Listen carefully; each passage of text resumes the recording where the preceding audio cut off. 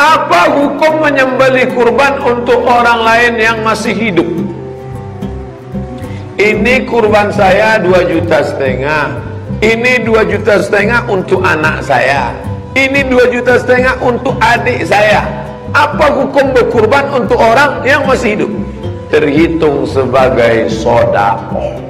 Bagus nih Pak Ustaz, bagus mendidik anak. Sini. Ya Pak, ini duit 2,5 juta. Alhamdulillah bisa ganti gadget baru. Kamu saya kasih untuk berkurban. Dia merengut.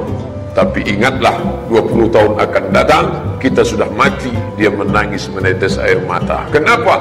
Dulu ayah saya mendidik saya kurban langsung pakai duit. Dia tidak nyuruh berkurbanlah, berkurbanlah. Nah, nanti kalau kau sudah dewasa berkurbanlah. Dia tak ingat.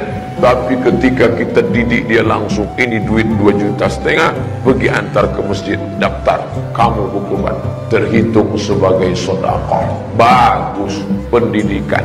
Kakek kaya, duit banyak, kebun lebar, dia berkurban, ini untuk cucu saya. Bagus, terhitung sebagai apa? Sedekah.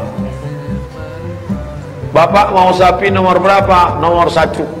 Nanti dengan bapak anu ya, kami tak mau. Saya mau saya saja. 7 orang itu saya semua. Saya, istri saya, anak saya, menantu saya, cucu saya 3. Ya, tolong tuliskan besar-besar keluarga Pak Anu. Kalau bisa foto langsung update status. Jangan rusak ibadah kita. Bagaimana orang menyembelihkan kurban untuk orang yang sudah meninggal? Sapi nomor 1, Insinyur Haji Doktorandus SHMH. Nomor 5, almarhum. Kapan almarhum datang bayar kurban nih? Gimana ceritanya? Rupanya anaknya ngasih duit. Ini 2,5 juta untuk saya, ini 2,5 juta untuk almarhum ayah saya, ini 2,5 juta untuk almarhumah mak saya. Apa hukumnya ini? 4 mazhab. Mazhab yang pertama paling tua Hanafi, nomor 2 Maliki, nomor 3 Syafi'i, nomor 4 Hambali. Ustaz sebutkan satu-satu. Ya, ada di sini semua. Menurut mazhab Hanafi, berkurban untuk orang meninggal dunia boleh, tapi dagingnya nggak boleh dimakan. Bagikan semua ke fakir miskin. Mazhab kedua Maliki, menurut mazhab Maliki, berkurban untuk orang meninggal dunia boleh kalau ada meninggalkan wasiat. Kalau tidak ada meninggalkan wasiat, tiba-tiba dia buat sendiri untuk bapaknya, makruh. Pahalanya ada, tapi perbuatan dia membuat itu makruh. Yang ketiga, mazhab Syafi'i, kalau tidak ada meninggalkan wasiat, jangan dibuat. Yang keempat, Hambali. Hambali yang paling longgar, tidak perlu wasiat, dagingnya boleh dimakan, dan pahalanya sampai. Maka dalam hal ini pilihlah Hambali. Saya nggak mau pindah mazhab Pak Ustaz. Saya istiqomah Syafi'i. Rupanya setelah ditelusuri bukan mau istiqomah Syafi'i, tak mau duit keluar. Nih, baca nih dalam mazhab Syafi'i. Menurut mazhab Syafi'i, jika tidak ada wasiat jangan dibuat. Pak, kata istrinya, marilah kita bakti sama bapak-bapak kita, mertua kamu itu ayah saya. Ini sudah ada dalam kitab. Mazhab Syafi'i mengatakan tak perlu, jangan dibuat. Rupanya karena tak mau keluar duit aja. Baik, bagaimana hukumnya berkorban untuk yang telah meninggal dunia? Diniatkan untuk yang meninggal. Baik, kita jawab saja secara spesifik lebih lengkap. Hadis riwayat Abu Daud, nomor hadis 2797, yang ini ditemukan juga di hadis riwayat Ibnu Majah, nomor hadis 3221, disampaikan oleh sahabat bernama Jabir bin Abdullah. Jabir bin Abdullah. Yang terakhir, ini dari pertanyaan ibu. Wa min ummati Muhammad, dan mohon terima dari umatnya Muhammad sallallahu alaihi wasallam. Satu hewan ditujukan untuk umatnya. Baik. Nah, sekarang di sini ada 2 hukum kata para ulama. Hukum pertama, baik. Kita umat Nabi. Umat Nabi. Baik. Kita keluarga Nabi? Oh, bukan. Ibu bukan istri Nabi, saya bukan keponakan Nabi deh. Kita bukan keluarga Nabi, tapi kita umatnya Nabi. Berarti umat Nabi itu bukan bagian keluarga Nabi yang dimaksudkan pada yang kedua tadi. Dan pribadi Nabi, keluarga Nabi, umat Nabi kan. Nah, ini menunjukkan hukum boleh berkorban di atas namakan orang lain. Modalnya dari kita, kambingnya dari saya, atas nama kamu, itu boleh. Dan pahalanya dapat luar biasa. Yang kedua, hukum ini sekaligus menunjukkan kebolehan berkorban untuk orang yang telah tiada, wafat. Nah, ini sepakat semuanya.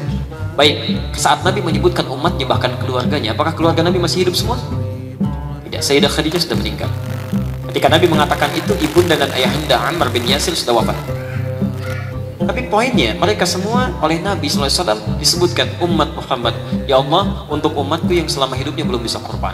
Kata para ulama disepakati semuanya dan tidak ada perbedaan pendapat. Di sini ijma'. Kebolehan berkorban di atas namakan pada yang telah wafat. Itu sah. Hanya Imam Asy-Syafi'i memberikan catatan. Kata Imam Asy-Syafi'i, ditekankan adanya pesan atau wasiat. Jadi kalau nggak ada pesan atau wasiat, Imam Syafi'i mengatakan tidak berlaku. Tapi tiga imam yang lainnya, Abu Hanifah, Imam Malik, Imam Ahmad bin Hanbal mengatakan tidak harus ada pesan karena redaksi hadis ini tidak menunjukkan itu. Kurban, iki apa iki kurban iki? Untuk kedua orang tuanya, ya memang itu pahalanya bisa, tapi nilai kurbannya ya tetap kepala keluarga ini yang kurban. Kemudian nanti kurban bagi seluruh pahalanya seluruh orang yang di rumah tangga, yang di keluarga itu, termasuk yang wafat, pahalanya bisa. Tapi kalau korban untuk mereka satu orang ya satu kambing, karena mereka bukan di bawah nafkah kita, bukan yang boleh menjadi satu atau menjadi bagian korban itu orang yang berada di bawah tanggung jawab nafkah kita. Kepala keluarga korban cukup untuk orang yang ada di bawah nafkah orang ini. Tapi kalau sudah wafat ya satu orang ya satu, sebagaimana lazimnya orang meninggal dunia kan sudah tidak berada di bawah tanggung jawab nafkah kita. Tapi kalau pahala bolehlah, ini saya korban kemudian pahalanya diniatkan untuk hadiah untuk orang yang wafat boleh. Untuk 2 orang, untuk 100 orang boleh, tapi tentu malaikat baginya untuk kangelan kakean. Ya jelas ya tentu makin banyak dibagi makin berbeda kuantitasnya kan. Ya niat berkorban aja, kemudian hadiahnya pahalanya saya hadiahkan untuk, tapi ya pahalanya loh ya. Korbannya tetap sini yang korban. Nggih. Berarti itu kira-kira ikut Imam Malik. Sebenarnya bukan Imam Malik saja ya, banyak ulama. Jadi Imam Malik itu terutama Imam mazhab Maliki memang seperti itu, tapi sebenarnya mazhab lain atau ulama selain mazhab Maliki, mazhab Hanafi juga ada yang menyetujui itu, karena hadis Nabi eksplisit menyatakan Nabi itu kurban dengan kambing 2, yang satu untuk Nabi dan keluarganya, yang satu untuk umatnya yang tidak mampu kurban. Itu eksplisit dan tiap tahun Nabi melakukan itu, sehingga kalaupun Imam Syafi'i berpendapat satu orang satu kambing itu memang ada hadisnya. Dalam kasus orang yang mau berkorban untuk dirinya sendiri memang satu orang satu kambing. Tapi kalau satu orang kepala keluarga untuk seluruh keluarga, ya contohnya juga ada Nabi, gitu ya. Jadi memang ini bukan bertentangan tapi berdampingan.